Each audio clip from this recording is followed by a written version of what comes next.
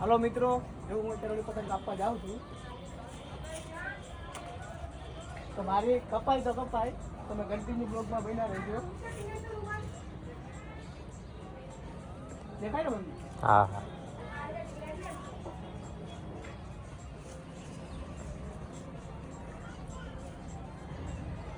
જો મિત્રો એની પતંગ નીચે આવી ગઈ છે. મારો સીન દેખાય છે?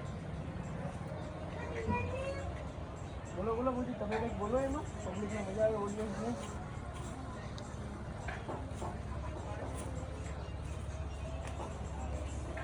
રાહુલભાઈ પેચ લગાવે છે.